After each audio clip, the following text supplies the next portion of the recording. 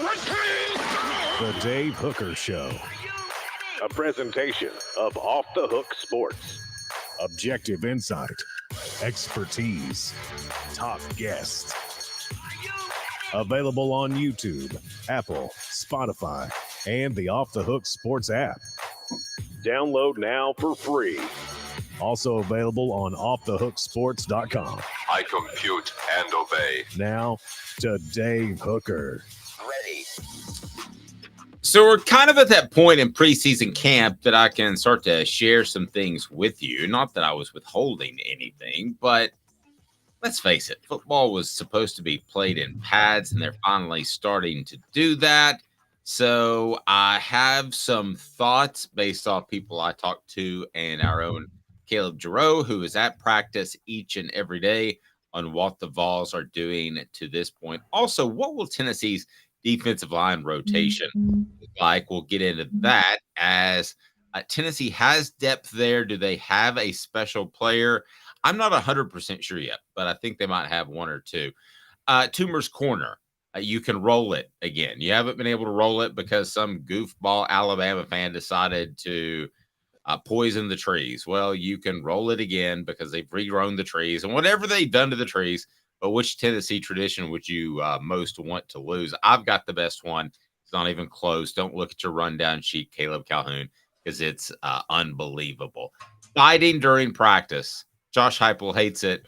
Why? I'm not crazy about that take. And also the 10 greatest seasons by a Tennessee safety of all time. I bet we'll hear one of my favorites, Eric Berry, on that segment. He's Caleb Calhoun. I'm Dave Hooker. Hit the like and subscribe button. Turn the notifications on, Caleb, because we're in full pads. I see it. You've got it there in your sport coat. I'm wearing just a casual polo shirt, but I'm in full pads. It's underneath, and it's why my shoulders looks so massive. So first couple of days of camp really don't matter. It's when you get in full pads, and Tennessee is in full pads. So we got a lot to talk to. How are you, Caleb? I'm good. I'm waiting for some of our older fans who always complain about changes in college football to say, football was at its best when there were no pads back in 1905 when players were just dying on the field. And I think that's a little too strong. There was a moment when people were leading with their head. I thought about lightening the headgear or taking away the face mask. In the end, they've done it, but they've just done it. They've done a good job by just throwing a lot of flags. I think football at all levels has changed the way people are tackled. So let's just go ahead and get to that, because people ask me today's tough question about this time of the year each and every day. And I tell them, let them get in pads. And I'll tell you, it's brought to you by Zen Sports. It is today's tough question. Today's tough question. Take a side. Take a stand. The Dave Hooker Show, a presentation of offthehooksports.com. So when people ask you the first couple of the days in the acclimation period, it's kind of like in NASCAR. If somebody says, well, how's the track running? And you're like, I don't really know. There, I was test driving a Yugo. Can I get in my actual stock car? Well, Tennessee's been in a stock car a couple of days. They've been in full pads. So let's get to it. How do the Vols look in preseason camp? Today's tough question brought to you by Zen Sports. And Zen Sports is the new sports book in Tennessee, revolutionizing the way you earn sports betting rewards. That means no more deposit bonuses that turn into deposit nightmares. On Zen Sports, what you see is what you get. And with their cash rewards program, you get a lot of cash for a welcome bonus. Earn an unlimited 5% cash back on your betting volume for your first 15 days when you sign up with the promo code HOOKED. That's hooked. That's right. Unlimited 5% cash back. Keep betting, keep earning with up to 3% cash back on your betting volume every month after that. And refer friends to earn a percentage of their betting volume as cash rewards too. Zen Sports is bringing the cash back to Tennessee. So if you bet big on sports, you want to be betting on Zen Sports. Zen Sports betting just got better. So what I'm hearing via Caleb Giroux and other sources is week one, and I'll throw these at you, Caleb, and you tell me what you think. But these are from within the program or with our own Caleb Giroux, seeing them with his own two eyes. So this isn't speculation. This is what is happening currently in camp, at least the open portions of it. Joe Milton on point. Joe Milton on point to start out preseason camp. And as we spoke to Joe Milton about, it's probably not as much about his arm accuracy. It's probably more about his footwork, which has improved greatly. And that's going to affect his accuracy. But as he told us, Caleb, at SEC Media Days, it's not accuracy so much as it is being on the same page and knowing exactly where you want to throw the ball because of the receiver. So what we're told at this point via Jaru and others is that Joe Milton has been on point and looked incredibly good about a week into preseason camp. Yeah, that's a very good sign. And by the way, we heard that from Joe Milton and Hendon Hooker, who was, as you talked about, was very defensive of Joe Milton, funny enough. And I had never thought about it until it was brought up. So that's a big deal that he's on point. I still have to see it in a game because I'm still not so sure that Joe Milton's... I don't know if he has the right mentality for in-game situations yet. And the Ole Miss game is still in my head, and it's in your head, and it's in John Adams' head. Yes. And that was a panic move. It wasn't like Joe Milton doesn't understand football or doesn't understand time or anything like that. But he panicked being thrust into the game. And that still stands out a little bit. No, I totally agree. So let's kind of subhead this if we're going to go through it. And if that's topic one, as far as the first thing I hear from preseason camp, it's subheaded where A is seems to be on the same page with receivers. Check mark. Yes. B seems to have better footwork. Check mark. Yes. C is better in clutch game situations. We have zero idea. Not applicable. We don't know until it gets into one of those situations.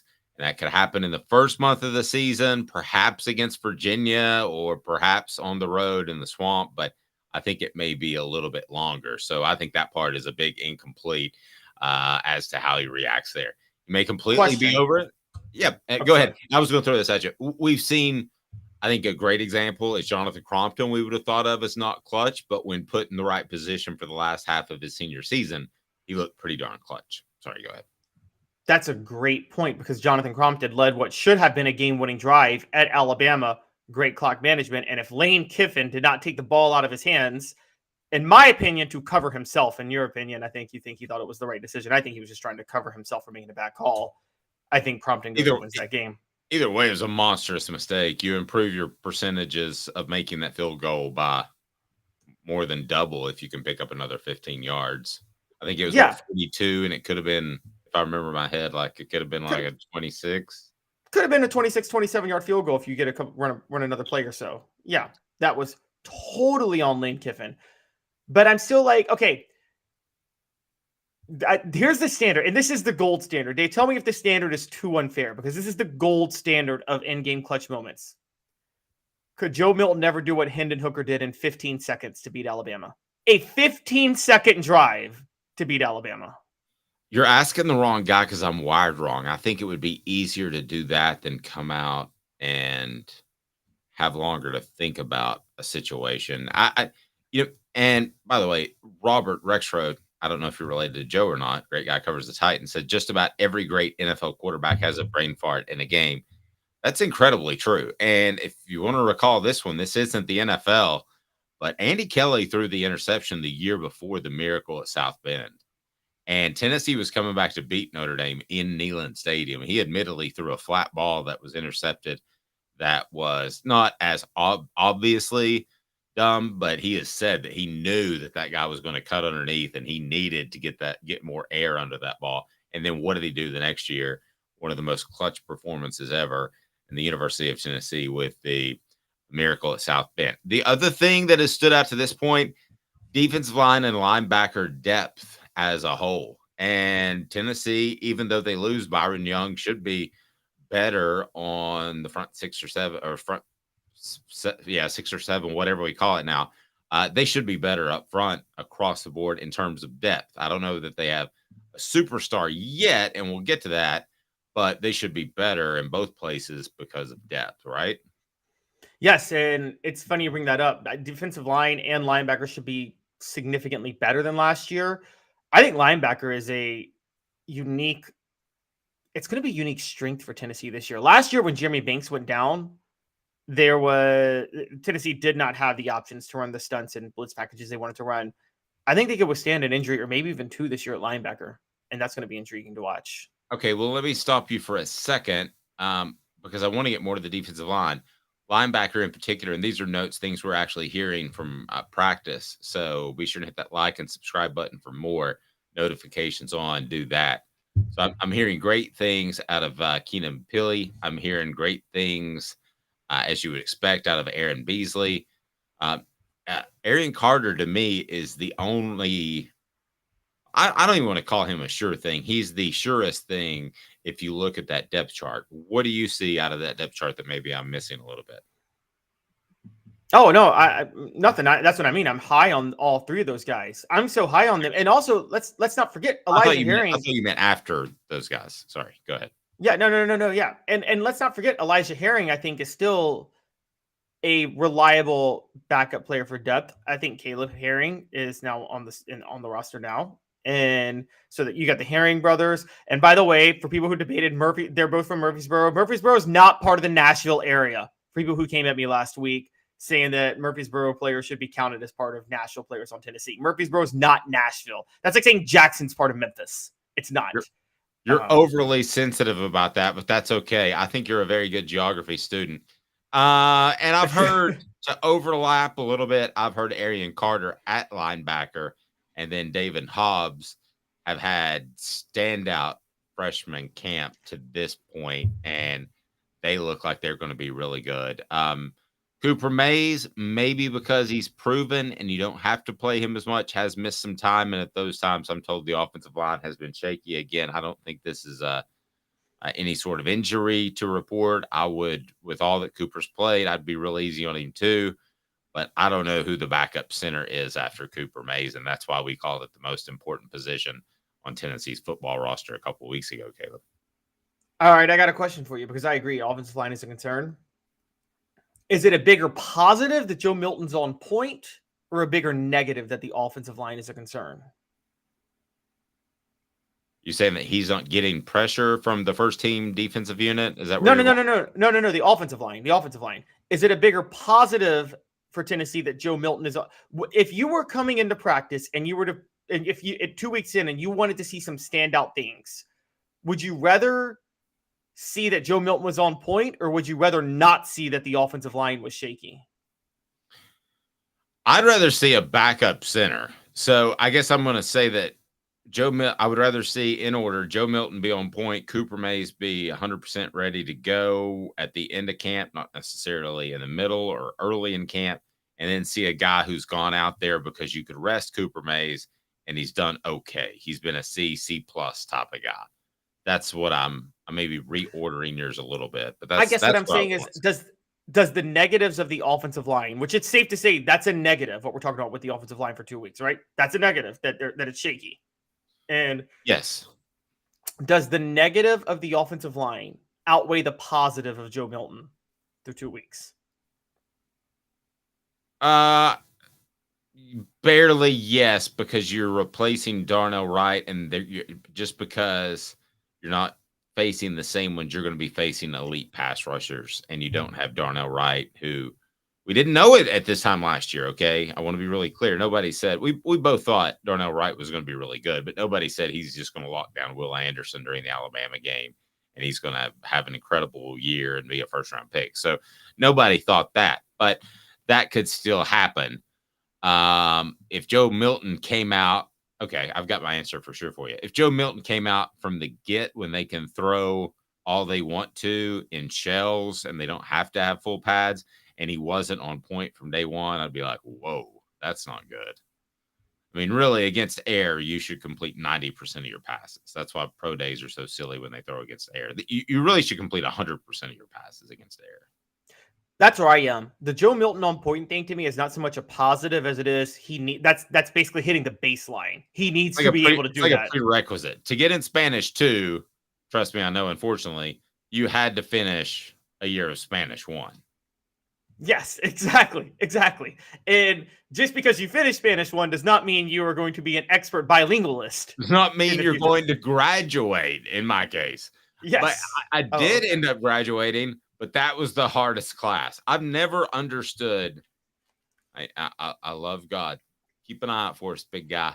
But why we have 2 languages, and I don't want to get into the Tower of Babylon and all that stuff, but it frustrates the ever-living heck out of me. That and time zones, we all just need to do one. If we can make that happen, the world would be a better place. Let's go 4 downs. We continue to talk hard facts from Tennessee's practice, but in particular, we want to focus on Tennessee's defensive line that has met with the media. The other thing that stands out to me, Tennessee making a lot more players available to the media.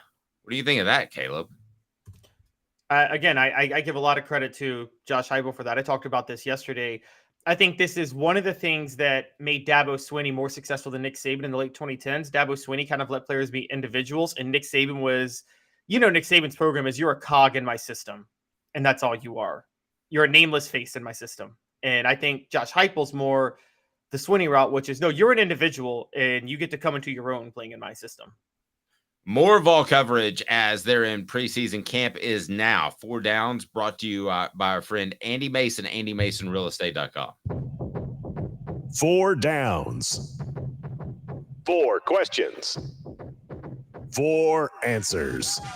The Dave Hooker Show. 4 Downs. A presentation of OffTheHookSports.com. All right, so 4 downs. We're going to focus on Tennessee's defensive line, the best one, the one with the most upside, the one that just can't lose this season, and the best bet as a whole. 4 downs is brought to you by Andy Mason, AndyMasonRealEstate.com. With Andy Mason, you get the best prices and the best service in the biz. That's pretty phenomenal. Andy Mason, AndyMasonRealEstate.com. Let's get to 4 downs right now. And first, Cooper Mays, what should people be doing that are on board? Cooper Mays here. Hit like and subscribe. Thank you. And turn your notifications on. What down, Coop? Coop here. First down. Perfect. Tennessee's best defensive lineman right now is? Are we counting edge rushers? Yes. Tyler Barron. I think Tyler Barron is a superstar this year. I would go Tyler Barron as well, but I could make a strong argument for Amari Thomas because I think he is going to be the most consistent interior defensive lineman. But you got it's also because Dave secretly prefers Memphis to Knoxville, so he wants the Memphis kid over the Knoxville kid. I don't even keep track of where these young men are from. I treat each and every one of them like they're from Powell High School. Second down, Coop. Cooper Mays here. Second down. Most upside defensive lineman. I'll go first. You know how I feel about this guy, Elijah Simmons. If anybody on this football team goes from good to superstar this year, either side of the ball, either position, I believe it will be Elijah Simmons would make that sort of jump. So I haven't seen it yet, but he was so highly touted when he was recruited. I can't imagine it won't show up eventually. So I'm still going to hold out for Tyree West. So Dave, you tell me, why hasn't he emerged yet? Is there a reason? Do we know? But I have to believe in him. I think there's a bunch of dudes right now that have similar talent. And I think there's maybe 1 or 2 guys that have special talent. He might be that guy, but I've heard from a lot of people that it is Simmons. So a little bit of whispers in the other direction, and I could have picked West in front of you. So I think he's in that conversation. A lot of things click. I mean, we like to talk about John Henderson and Albert Haynesworth. Well, John Henderson, it clicked the moment he walked on campus, even though that was the old Prop 48, right? Where he missed his He couldn't play at 98, yeah. Yeah, it was a Prop 48, which is such a goofy rule. And then you had Albert Haynesworth that showed up and probably wasn't really ready to be a starter in the SEC because of maturity issues. So it happens for different guys. So I don't know, but it's going to be one of them. I think one stands up, and I think you'll have Amari Thomas as kind of your go-to. What down are we on? Should I ask you or Coop? Coop got me? Coop's got you. Coop's got me. Third down. Good. Tennessee center Cooper Mays here. Third down. All right. One of these players is going to get left out of the hustle, okay? That's the way preseason camp works. And suddenly you go from thinking you're going to be a starter and the opener against Virginia to you're lucky to get out on the field in a blowout win against Austin P, and it's 38-3 in the middle of the third quarter. Which one of these cats gets left out? Who needs to worry? Who needs to up their camp production like now on the defensive line? Okay, I got one for you, and it's a combination. Because he has more than one name? Because that's my guy. Go ahead. It's Joshua Josephs and James Pierce Jr., and I'm going to tell you why. We They're had both very good picks. Yes, I had a lot of hype behind them as edge rushers going into the year, but David Hobbs emerging in fall camp pushes both of them back. I think they're very good. I'm going to throw another one out there just for differences, because we basically said that Simmons, your guys, and now this guy, Omar Norman Lott. He came in as a transfer. You don't come in as a transfer to sit a while, do you? That's not the plan, right? Nope. You come into play. But also, you always have to wonder this, Dave. We've always talked about this with the and this is still going to be a thing in the transfer portal. If a player transferred, a lot of times there's a reason. Okay, I'm taking that statement out of my lexicon. And here's the reason why. I think it was 110% true. They went to junior college for a reason. Nowadays, with the transfer portal being so open, I think they can legitimately just want to make the move. So if you look at his sophomore season, he played 9 games with 2 starts at defensive tackle. In his final season with the Sun Devils, finished the year with 14 tackles, 3 tackles for a loss, and 2 sacks. So maybe maybe it's because Herm Edwards got fired. It's possible. Maybe he didn't like the way Arizona State handled that. But I would agree with you that it's players can go where they want. But I still think but if they go from schools on equal level, and maybe I'm speaking out of turn because maybe Arizona State's, they're probably not on equal level to Tennessee. So to be fair, but if you go from if you transfer from Georgia to Tennessee, or if you transfer from Florida to Tennessee, then I start to wonder, because I'm like, well, why did you transfer then? Yeah, I guess. But you had Cade Mays transferred from Georgia. That was a very unique situation. And we know the whole, his dad, his brother, Cade Mays always wanted to go to Tennessee. He just committed the year that Butch Jones lost complete control of the program. And if it were any other time period, Cade Mays would have committed to Tennessee. Yep, I would agree with that. Okay, so where are we now? We did most upside defensive lineman, can't lose. All right, best bet offensive lineman based off where they are right.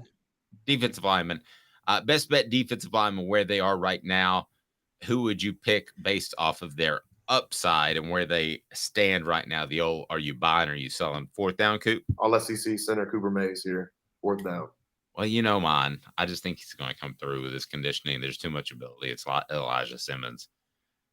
The flip side is I haven't been told by anybody that's been the case, but I just think there's too much potential there to motivate a young man, and he will. Do I feel great about it? No, I do not. So what you think about Elijah Simmons is what I think about Tyler Barron. And we're back to the best one from the first down, because Tyler Barron, you may not remember this because you weren't covering Tennessee in 2021, but he was the starter at edge. Byron Young took his job. Barron entered the transfer portal for a minute in January and then came back. And then he was solid last year. I think if Barron flips that switch to say, I need to, buckle down, I still think that we're talking, I think he could be better. I think raw talent wise, he's better than Byron Young was. He just has to flip that switch. That's a pretty strong statement. If he is, then he's going to be better. He's bigger. His size speed ratio is a little bit bigger. And if you want somebody who I think right now, that's the guy they can't lose.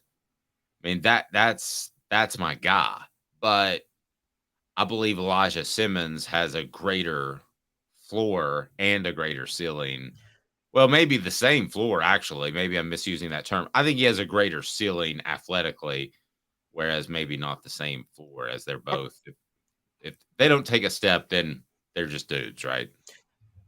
Yeah. Yes, but as far as guys that can't lose, that is where I go to Amari Thomas, because I think you say Elijah Simmons upside. Amari Thomas is the only guy we know can be good at defensive tackle. Like like there's about 4. If Tyler Barron or Roman Harrison doesn't work out, there's now David Hobbs. And so, but there's just Amari Thomas at defensive tackle right now. No, completely agree. He is the one proven commodity on that group.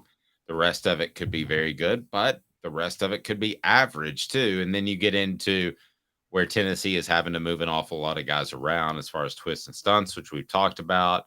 That makes you more vulnerable on, I don't care how good you are at it on the second level, and probably to some extent on the third level. Auburn can roll Toomer's corner again this year. Which Tennessee tradition would be the most devastating to lose?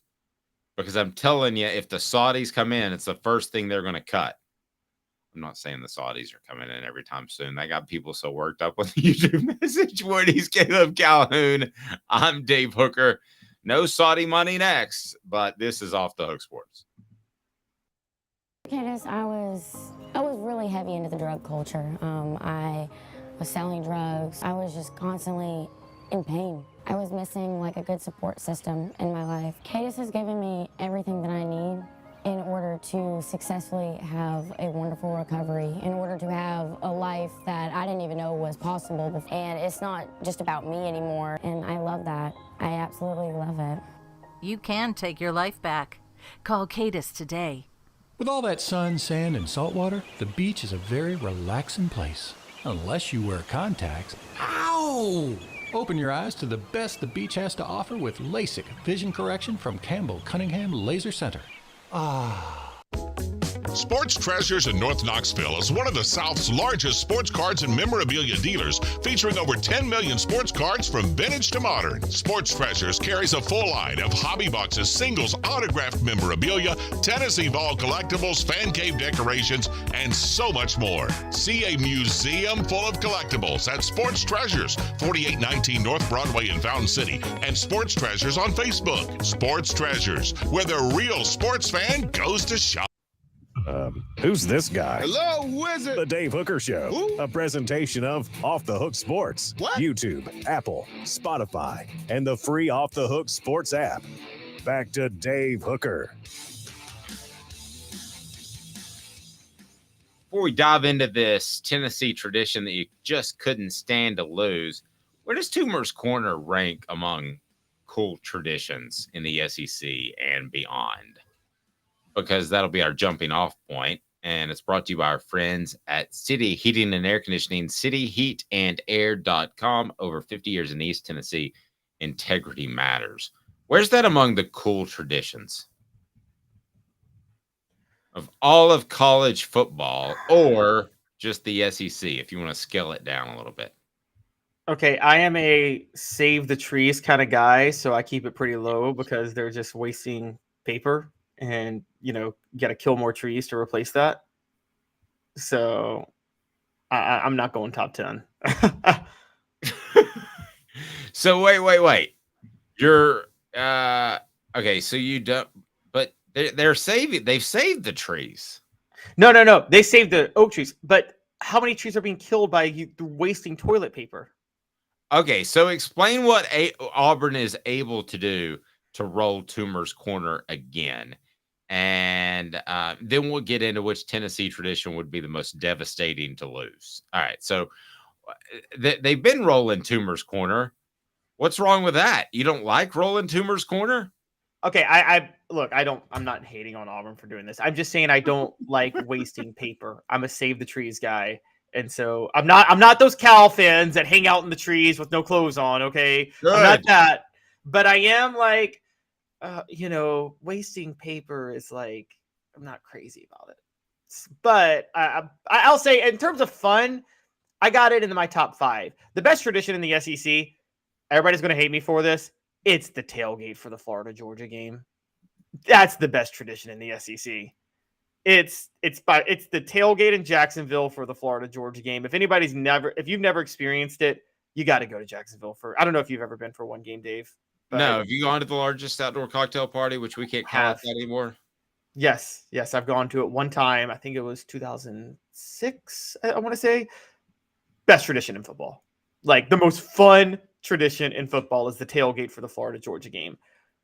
But in terms of fun, Toomer's Corner is in my top 5. It's probably top. It actually might even be top 3 because it's an excuse to party. But Okay. I just I don't like wasting paper. Well, okay, if that's the way you stand, it's good that I've learned that about you, and I don't waste a lot of paper around the office. So we're mostly digital here at Off the Hook Sports. I think coolest traditions. There's a couple that come to mind, and one is, even though it's South Carolina, it's, I think, a super cool tradition when they do the what's the rooster's name that jumps out of there, the Space Odyssey movie that says, "Hello, Dave.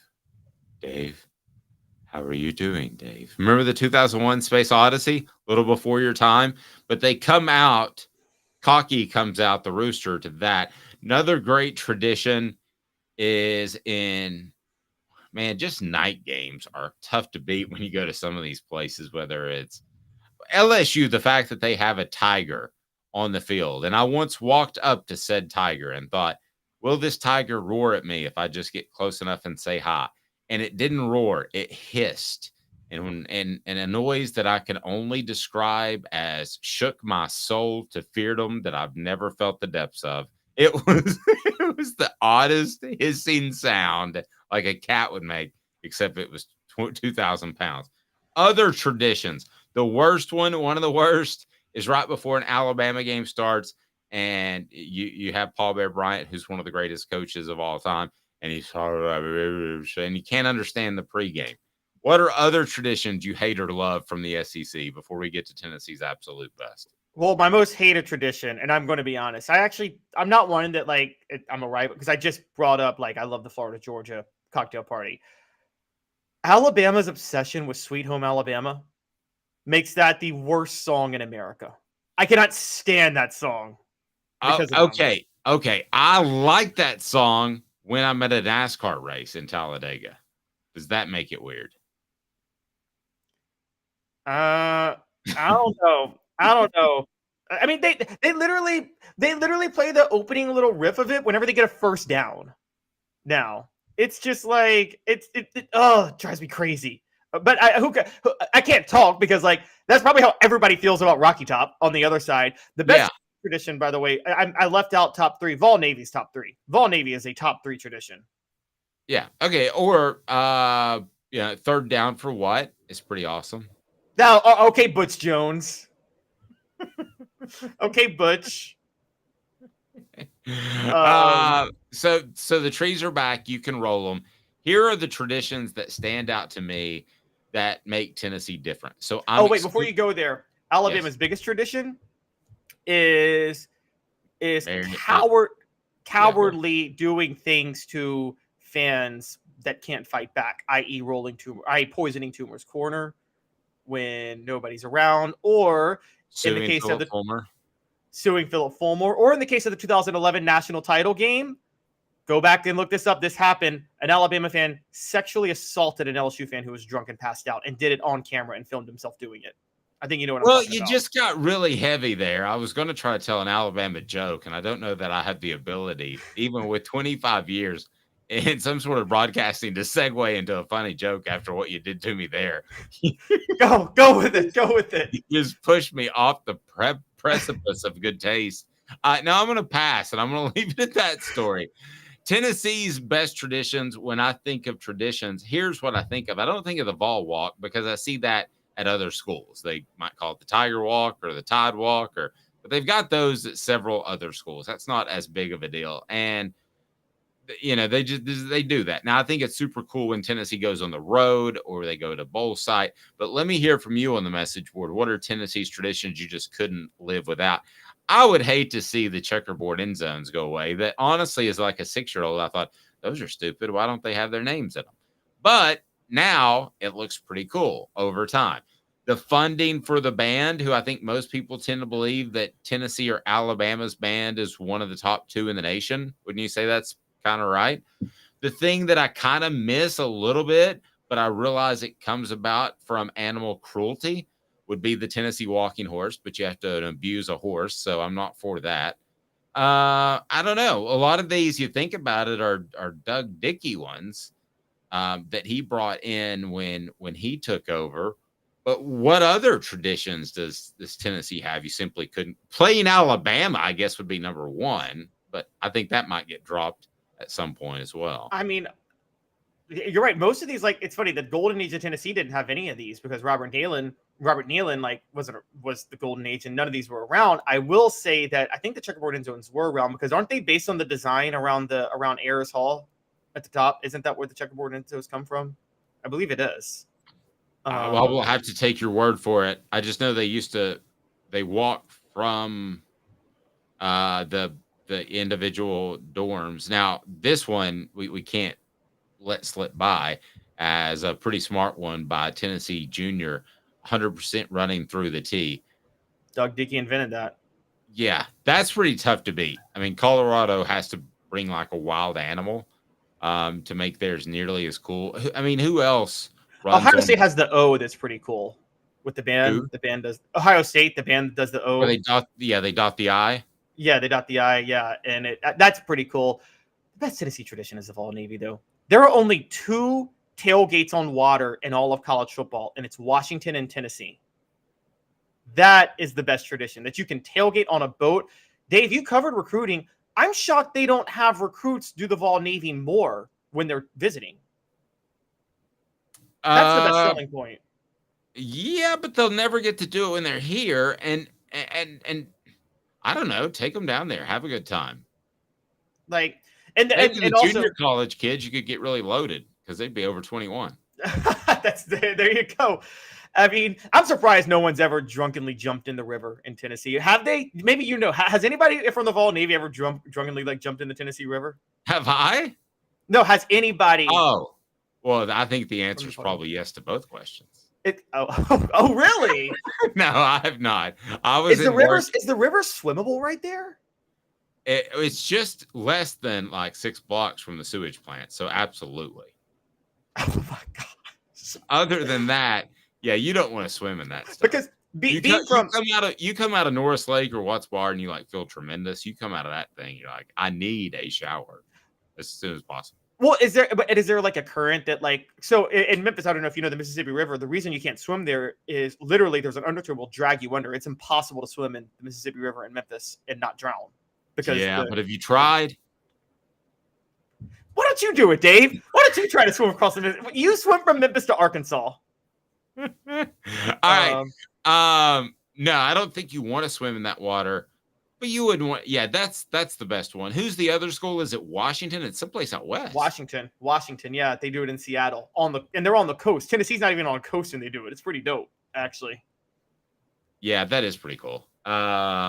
Seems like there was one other school that had a small lake that kind of tried to edge their way in recently. When I heard that stat over the past couple of years, that it was Washington and Tennessee. That would have to be the coolest tradition. Let's face it, if they put Tennessee in the end zones, you'd be fine. They did get rid of the walking horse.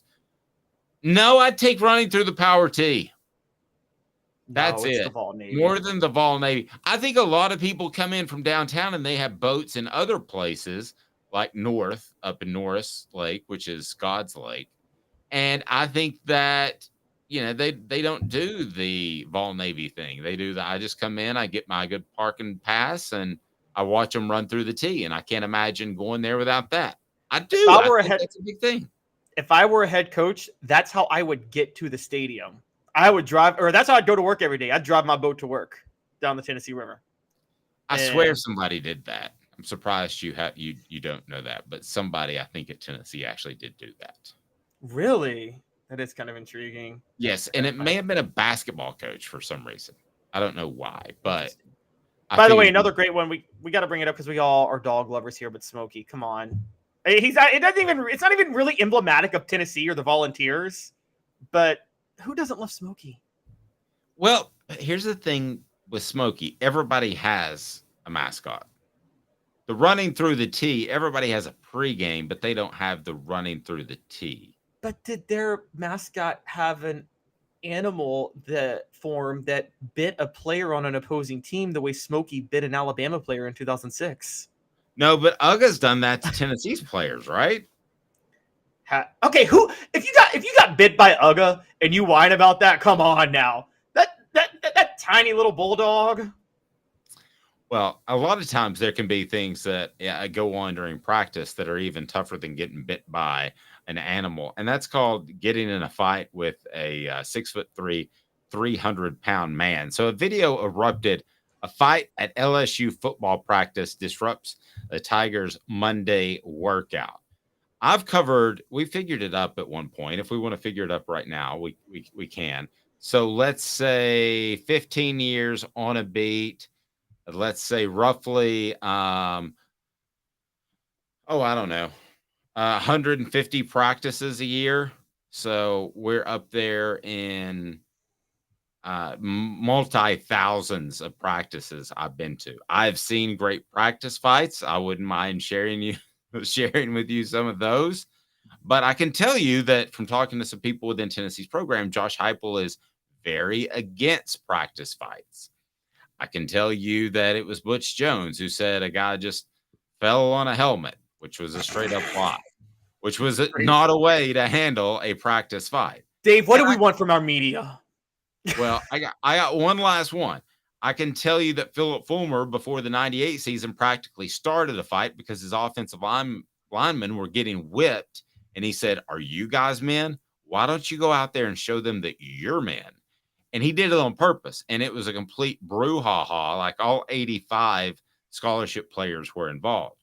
So to simply say, broad brush it, no fighting in practice, Josh Heupel, you're smarter than me when it comes to being a football coach. You're going to have more success than me as a football coach.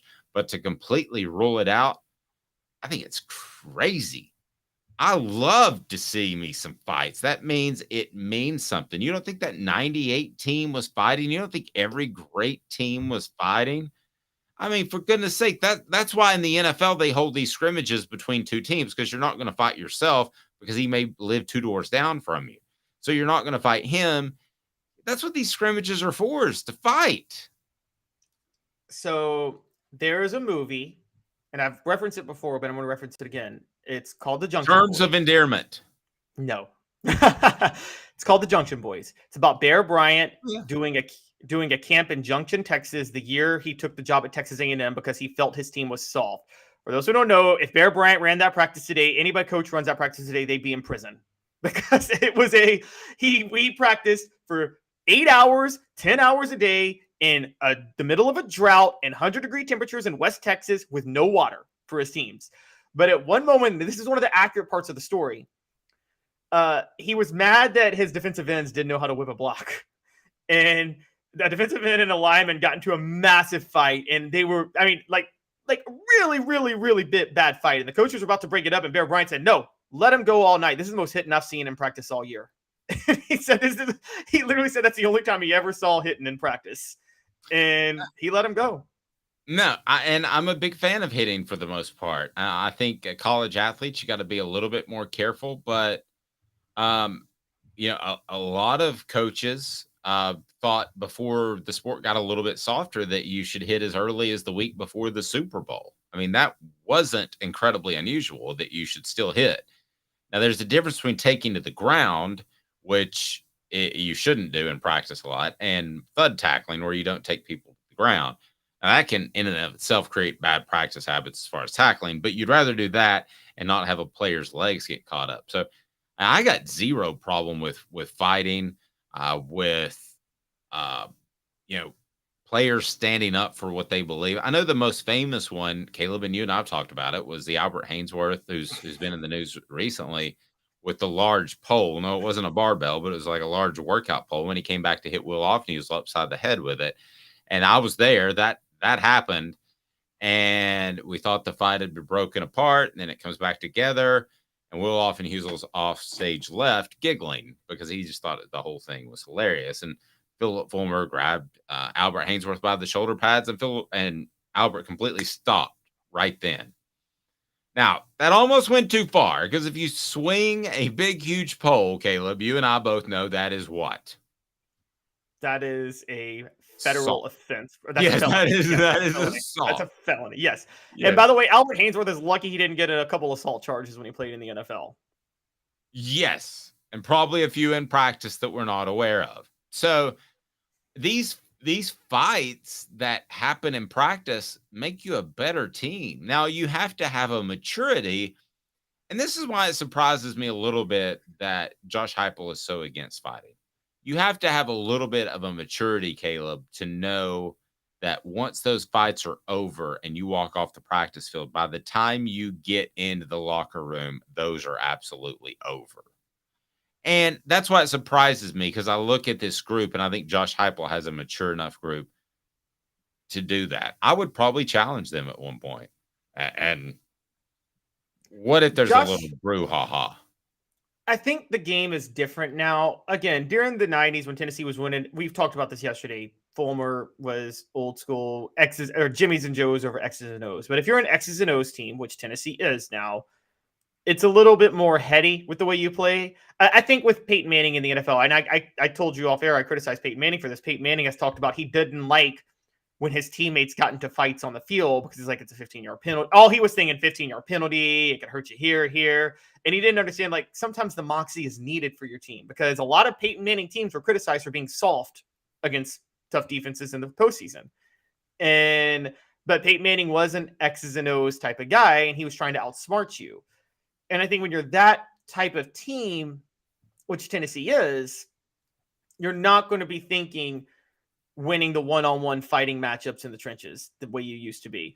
I don't mind it. I think you still should. I mean, let's be honest, the best moment of last year for Tennessee that we all thought was when Jeremiah Crawford threw up on the field and then just pointed at the Alabama guy. I mean, that was just epic.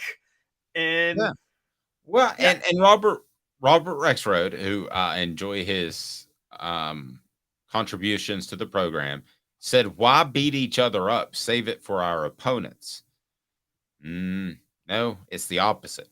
It's beat each other up so that when you face your opponents, that's easy. That's what the great teams do. Practice is so hard, the game is easy. Robert said, I've seen Peyton red-faced mad. He is also the guy that installed the practices are just like practices in the summer, except you're not wearing pads, but they'll be the same as they were in preseason camp and spring camp. So he's one of those as well. And that's Peyton what was verbal. Oh yeah, Peyton was verbally abusive, very much so to his players. I'm sure you know that, Dave. That Peyton was probably the most verbally abusive player of all time to his teammates. I think don't you think most of the great ones are, and that's why they're not good coaches, because they can't live up to their daily standard. Yeah, what great players do, and this is Michael Jordan's problem as a GM. They say, if this player has my drive, he can be like me. Well, that player doesn't have your drive because nobody has your drive. And so, I mean, it's legendary. I'll use the Kobe story, how he'd get up at 2:00 in the morning so he could get an extra workout in, midday sleep, and then work out with the team. So most people aren't going to have that same sort of drive. That's just not the way people are wired, or there wouldn't be special people like Peyton Manning. I mean, let's talk about physically. Peyton Manning is not wowing you with his God-given gifts. He's wowing you with what he did with a good set of God-given gifts. Yeah, I agree. Peyton Manning, with the exception of accuracy. Now, I will say Peyton Manning's accuracy was probably his one physical gift that stood above every other quarterback in his prime, wouldn't you? Like he could deliver it. Peyton Manning's probably the guy that could throw the ball do the Dr. Pepper challenge with the SEC and hit it through the little hoop every time if you wanted without having to do the two-hand shovel pass, which I hate. Yeah, he could have done that, and he also, the whole Ryan Leaf had a massively stronger arm than him, was a little bit overdone. I thought Peyton had a bazooka coming out of college, but he did. But he didn't have Joe Milton's arm, and maybe Ryan Leaf was a little stronger. But nobody said, "Oh, I don't think he can quite make the deep out." I mean, nobody ever said that. I think Peyton. And there's a difference between doing what Peyton or Michael does, which is they go hard on you. We all have seen that clip of Peyton cussing out Jeff Saturday when he was mic'd up, which is hilarious. Or the kids in Saturday Night Live. Oh, at SNL, that was. And there's a difference between that and, remember this, AJ McCarron, like publicly cussing out his center at the time because he just wanted to try to make a show for himself as some sort of tough guy, because I think AJ McCarron was a fraud of a leader. at Alabama. I have no respect for him whatsoever. I just wanted to throw a shot at him to get that Wow. info. Just AJ McCarron driving down the road with his ears burning all of a sudden. I hope you hear this, AJ McCarron. You're a fraud. Yeah. Does Brent Musburger at any point get drug into the conversation because AJ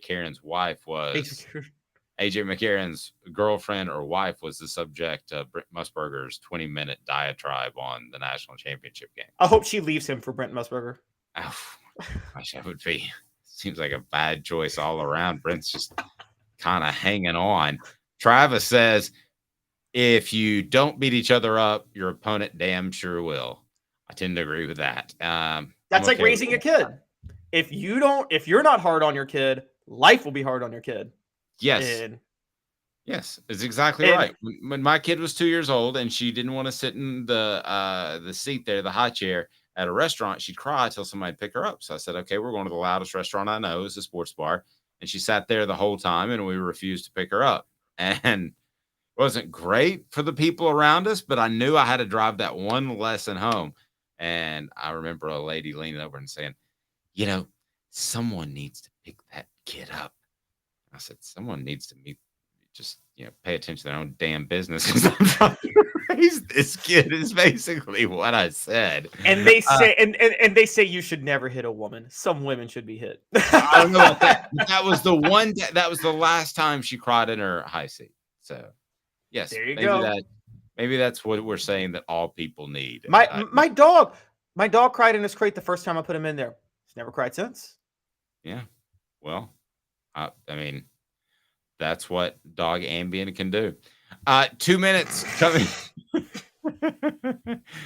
Coming up, realignment, good or bad for college football. Greg Sankey feels sadness. What word would you use to describe realignment of college football conferences? Sadness is not the word that I'm going to pick. Top greatest seasons by Tennessee safety of all time. Eric Berry should be 1 and 2 on my list. What does Caleb Calhoun do? 2 minutes off Thug Sports.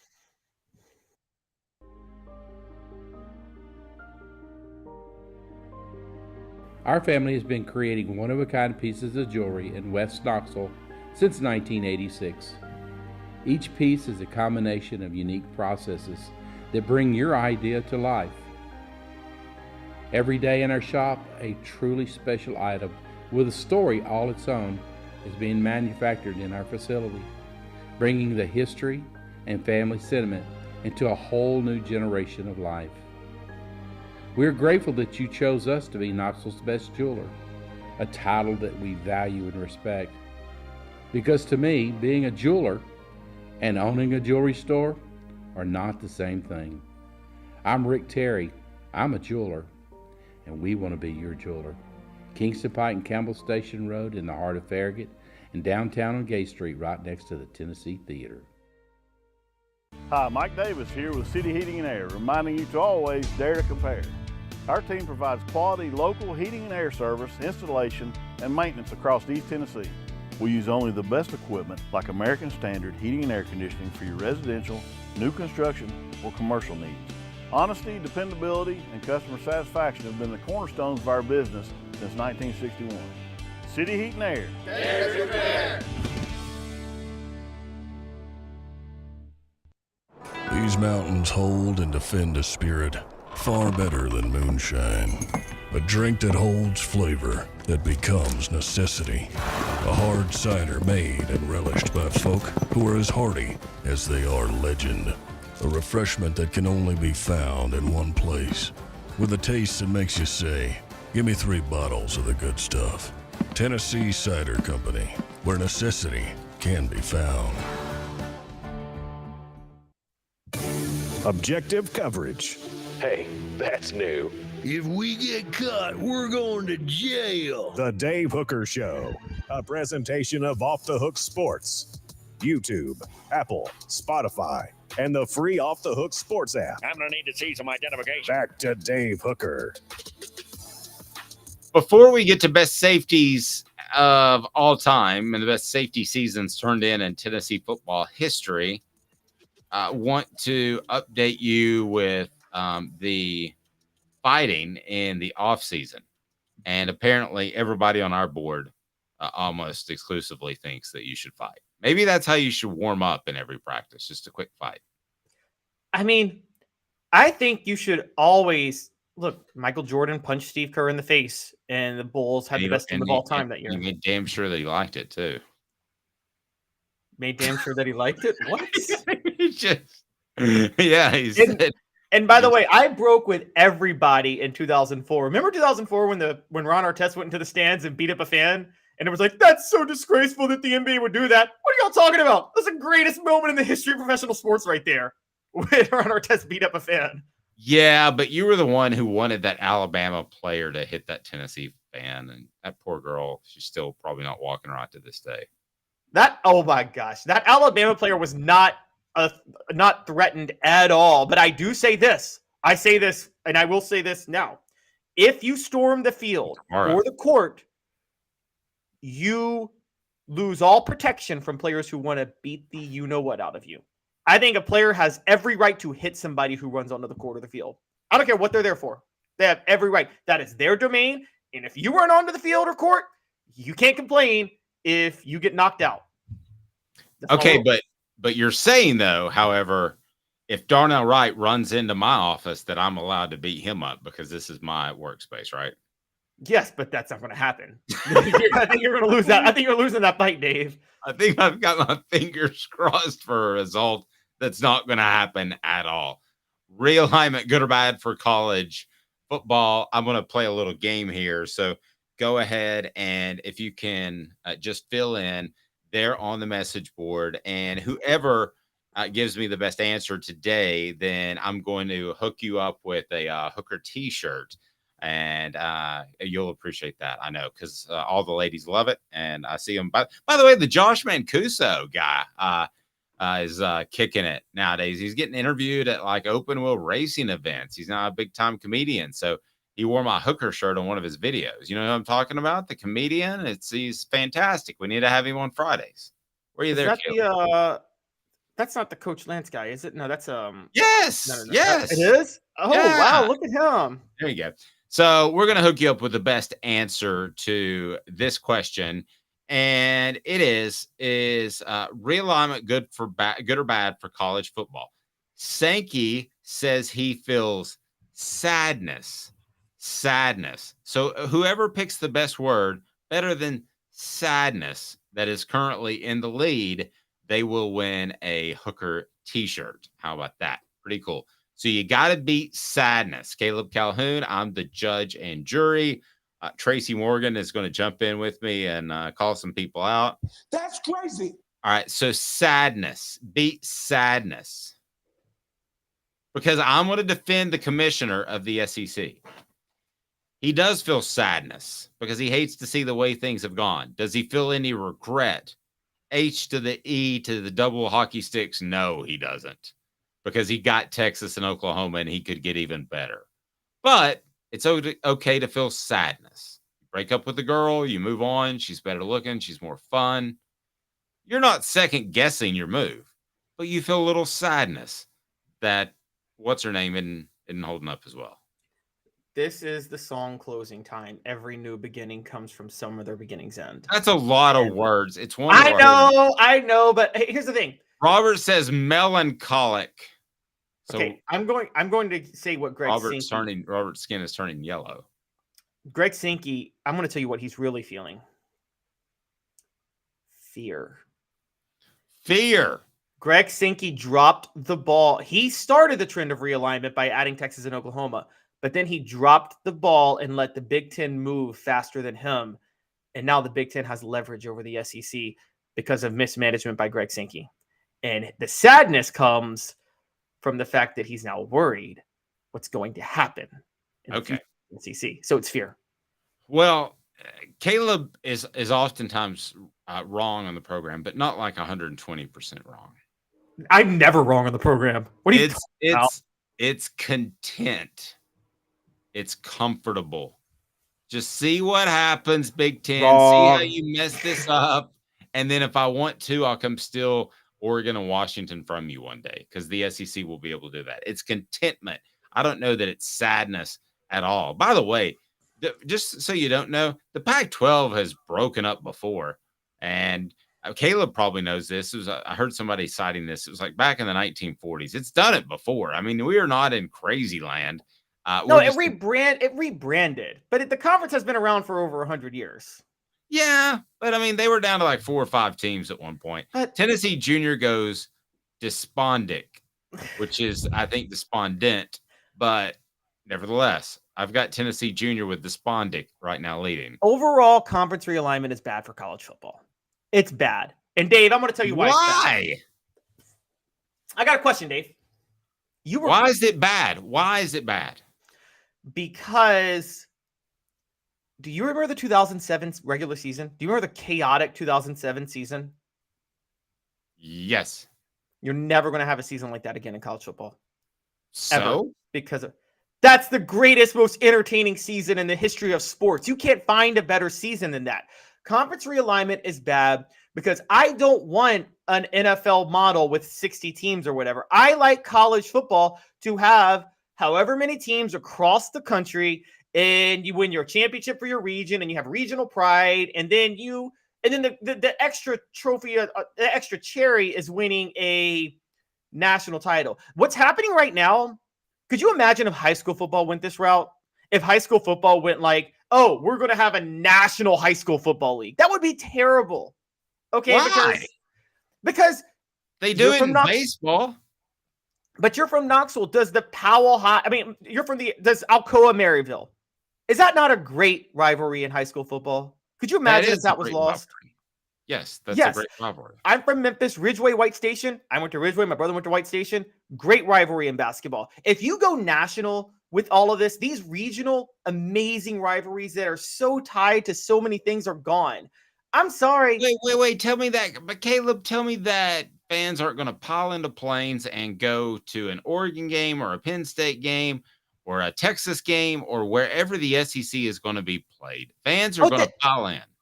They will, but Dave, I got a question. You're a Cowboy fan. Okay, they're in the NFC East. I don't know how they are in the NFC East regionally. That's the stupidest thing in the world that the NFL does. But what do you care more? Okay, say you were still a Tennessee fan and not covering Tennessee.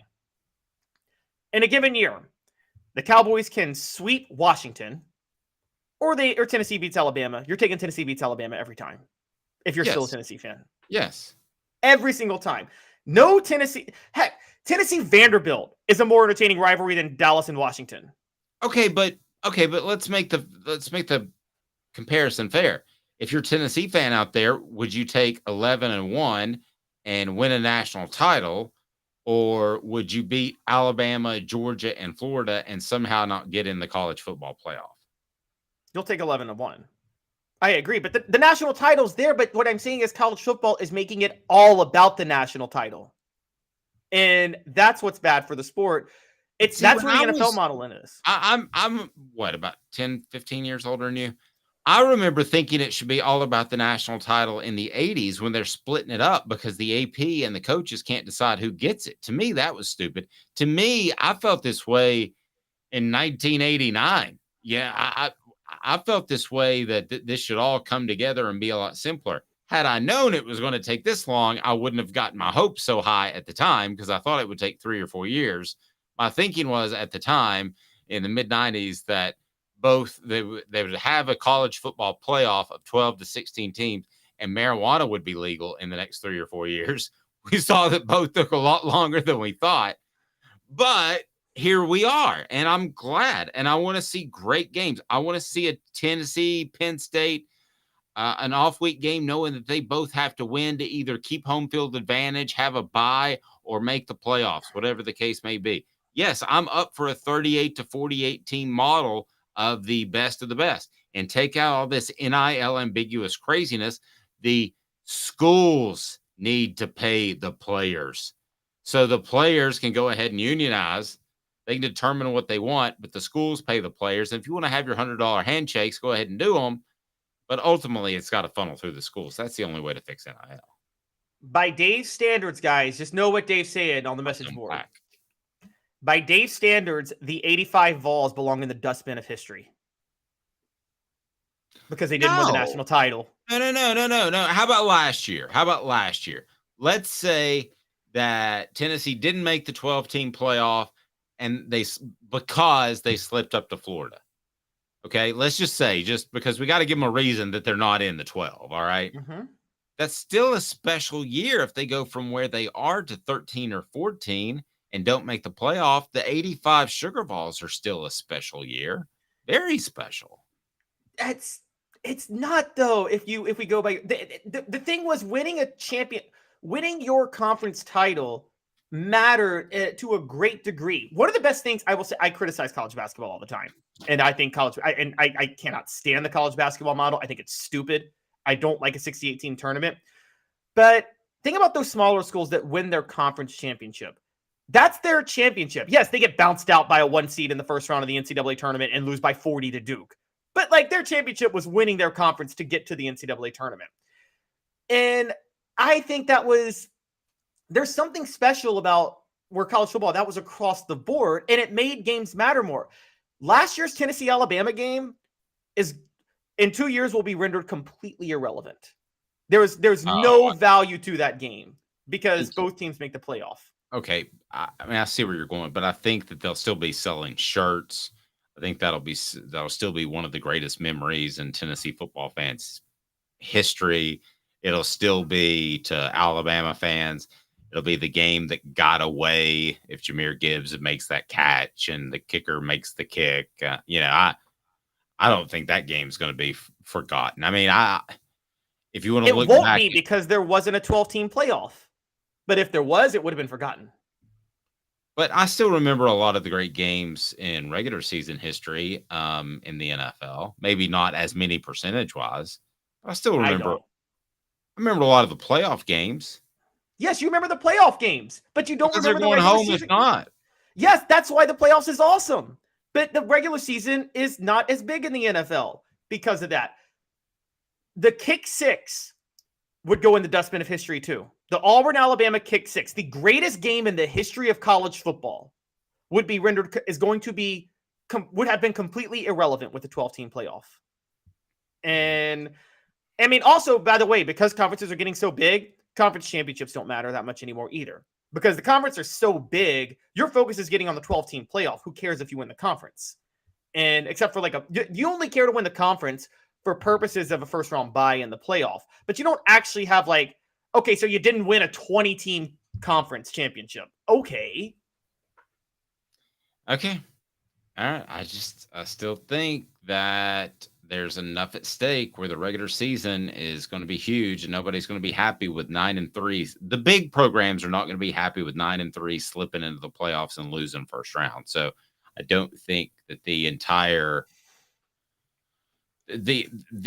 way of judging a good season has been changed completely. It's been altered a little bit, but I don't think it's going to be changed because ultimately you're going to have the Mark Richt effect where it seemed like they were always knocking on the door of a championship, never got there, but were winning 10 games. That wasn't good enough. I don't believe that's going to be the case with other teams that are going to be good enough if they just slip in. Safety. What an interesting position. When you look at it now, Tennessee practically, with most of the other teams in the SEC in college football, has a third safety on the field. They got the free strong safety, and then they got the nickelback. Well, those were most often greatest band ever. Yes, Nickelback is definitely the greatest band ever. They're right up there with, Twisted Sister. So, but essentially, we're bringing a third safety on the field, a hybrid of a linebacker and a safety. Before we get to the top 10 performances as a safety in Tennessee football history, how did you weigh that or not? I mean, I know you did because we talked about it off the air, but for those that might be curious, because you've got some awesome names and some names on here that over the years, in particular one, always causes great debate that he should be higher on any list like this. So you'll probably get some criticism off one name. I'm going to tell you who it is in a little bit, but how did you weigh sometimes guys playing in the box more from the secondary position? Yeah, so I actually judged if you actually played in the secondary. And so there were some secondary players that moved into kind of a linebacker role hybrid certain times. I took that into account. So but safety more than cornerback. And Dave, you know this. You can take stats into account more for a safety than a cornerback. because safety is their job is to actually be where the ball is a lot of times, whereas a cornerback is to keep the ball away from them, honestly. And so I took into account tackles for loss, interceptions, and accolades and team success. All of that went into account. All right, let's get rolling here because it's a great list. And towards the top, I can give you some insight into some guys that you may not know. Bill Young, 1968, an era that saw Jim Weatherford, Mike Jones, and Albert Dorsey have wild success at cornerback. Also saw Bill Young thrive at safety. Very, very good. And then right there at number 9, Tim Priest is the name you mentioned. He held the Tennessee single season interception record, I believe, for the longest time. And Tim Priest, because I think the work he did on the Vol Network, because he is remain local, is a fan favorite. No question about him. I think he's really, really good on his when he did the color commentary. I know he had to step away because I think he had a grandson maybe in college. But yeah, he's just fantastic. That 1970 year he had, 69, he had 7 interceptions, and then he had 9 in 1970. This is not a passing age of college football. This is pretty crazy to think about. Well, the 1968, 1972, like years for Tennessee, like I think they have like the 3 seasons with the most interceptions in NCAA history during that period. That's why you guys notice a lot of cornerbacks and safeties are on this list for Tennessee from that period. Doug Dickey, actually, funny story, Doug Dickey was an assistant with Johnny Majors under Frank Broyles when Broyles was winning national titles at Arkansas, and Doug Dickey specialized in defensive backs. And that really showed with what he did. My favorite Tim Priest story you weren't covering at the time, he all but cursed out Butch Jones's play calling when Tennessee played Florida in 2017. And he's supposed to be the Vol Network, kind of loyal to the guy. And at one point, he's like, that was a terrible call right there. And I'm just going to leave it like this. Tim felt that way a lot longer before then. Did I give a little insight without giving anything away? Is that fair? About Butch specifically? Yeah. Jabril Wilson, you have number 8 in 2003. Maybe we'll have Tim be a regular part of the program. See, you got me thinking. Jabril Wilson, the reason I love Jabril Wilson is he showed up. That mid-season enrollees didn't happen a lot. You'd have 2 maybe a year, and then you thought, wow, we've got guys that are really hustlers. They're going to go get it.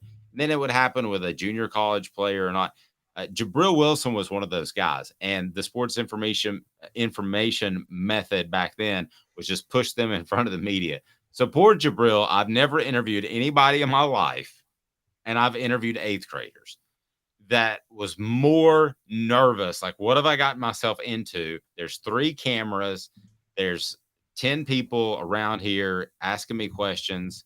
And then after that, he was incredibly well-spoken, great to work with, and turned into a great player. But I remember asking Larry Slade, I said, what is it about Jabril Wilson that's got him on the field so much? He goes, well, do you notice he's always around the ball?